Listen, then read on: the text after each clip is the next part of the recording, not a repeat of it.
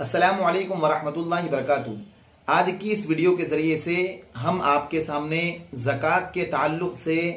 कुछ फजीलतें और कुछ वईदें पेश करने वाले हैं जो कुरान करीम में अल्लाह ताला ने ज़कात न देने वालों पर अल्लाह ताला ने कुरान करीम में फरमाया है। इसलिए कि ज़कात एक अहम फरीज़ा है, एक अहम इबादत है। जिस तरीके से नमाज दीन के लिए सुतून है और दूसरे इबादत जो नमाज के जो दीन के लिए बहुत अहम है, ठीक इसी तरीके से ज़कात भी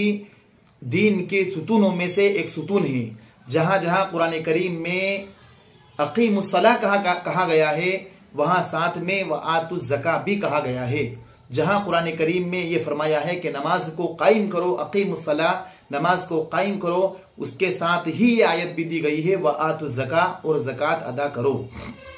तो जिस तरीके से नमाज हर मुसलमान बालिग पर फर्ज है, ठीक इसी तरीके से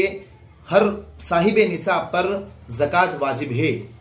तो मालूम ये हुआ कि ज़कात की फर्जियत भी कुरान करीम की आयत से है। कुरान करीम में अल्लाह ताला फरमाता है, वल्लज़ीना यकनिज़ून अज़्ज़हब वल-फ़िज़्ज़त वला युनफ़िक़ूनहा फ़ी सबीलिल्लाह फ़बश्शिरहुम बिअज़ाबिन अलीम, कि जो लोग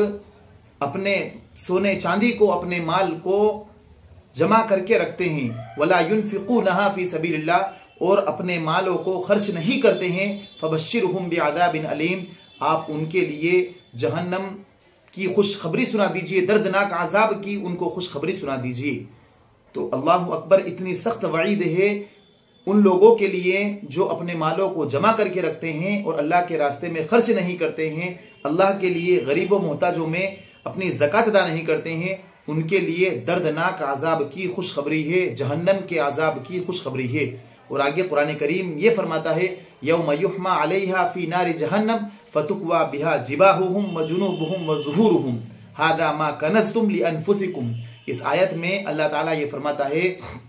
कि जब उन्हें दर्दनाक आज़ाब दिया जाएगा अपने माल को जमा करने की वजह से, अपने माल को अल्लाह के रास्ते में खर्च ना करने की वजह से, अपने माल की ज़कात अदा ना करने की वजह से, तो उनको, उनके चेहरों को, उनकी पेशानियों को दाग दिया जाएगा, जहन्नम की आग से दाग दिया जाएगा, और उनके पहलुओं को भी जहन्नम की आग से दाग दिया जाएगा, और उनकी पीठ को भी जहन्नम की आग से दाग दिया जाएगा।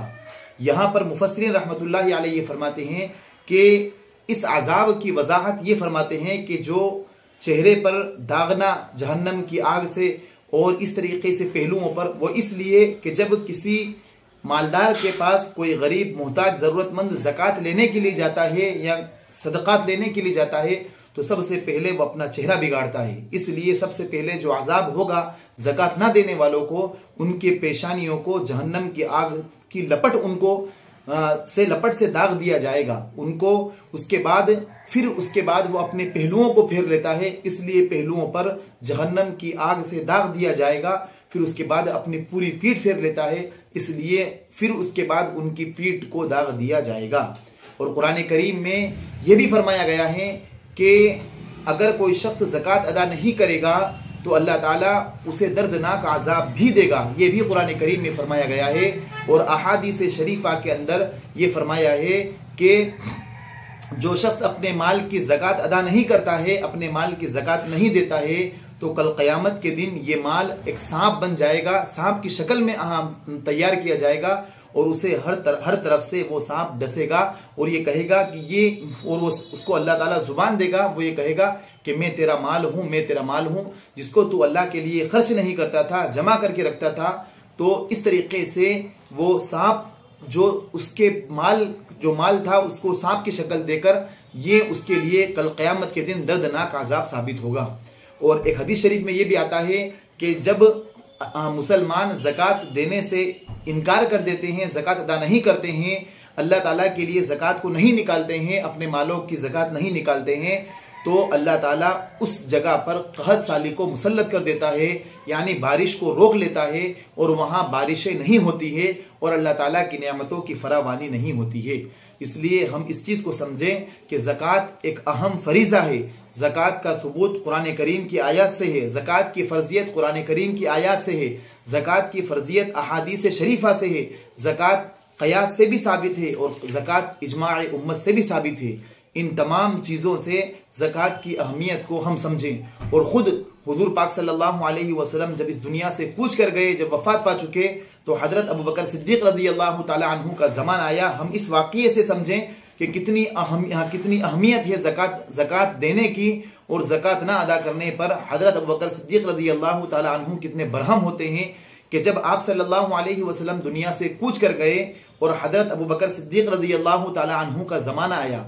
तो कुछ मानिईन ज़कात पैदा हुए जिन्होंने ज़कात देने से इनकार कर दिया, और वो ये कहने लगे कि ये तो एक तरह का टैक्स है, ज़कात हम मुसलमानों से नहीं लेना चाहिए। तो हज़रत अबू बकर सिद्दीक़ रज़ी अल्लाह ताला अन्हु जो बहुत नरम मिजाज थे, जो दिल के अंदर बहुत नरमी थी, लेकिन हज़रत अबू बकर सिद्दीक़ रज़ी अल्लाह ताला अन्हु अपनी तलवार नियाम से निकालते हैं और ये फरमाते हैं कि जो शख्स हुज़ूर पाक सल्लल्लाहु अलैहि वसल्लम के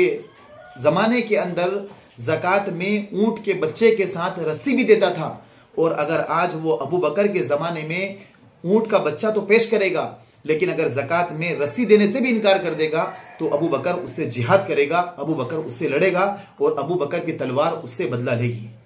तो इतनी ज़्यादा फजीलत और इतनी ज़्यादा अहमियत है ज़कात की कि हज़रत अबू बकर सिद्दीक़ रज़ी अल्लाह ताला अन्हु जो मानिईन ज़कात पैदा हुए, तो आप उनसे एक फ़र्जियत के छूट ना जाए, इस फ़र्जियत की अहमियत ख़त्म हो जाए ज़कात की, तो आप रज़ी अल्लाह ताला अन्हु ने अपनी तलवार नियाम से निकाल ली और कहा कि जो ज़कात नहीं देगा मैं उससे जंग करूँगा। तो हम इससे भी समझे कि कितनी ज़्यादा फजीलत है ज़कात अदा करने की। और ख़ुद अल्लाह ताला फरमाता है कि ज़कात अदा करने से हमारा माल घटता नहीं है, बल्कि ज़कात अदा करने से ज़ाहिरन हमें ऐसा महसूस होगा कि ज़कात अदा कर दी तो माल घट गया, हालांकि ज़कात अदा करने पर अल्लाह ताला माल में इजाफा देगा, माल में बरकत देगा और अल्लाह ताला माल को बढ़ाएगा। इसलिए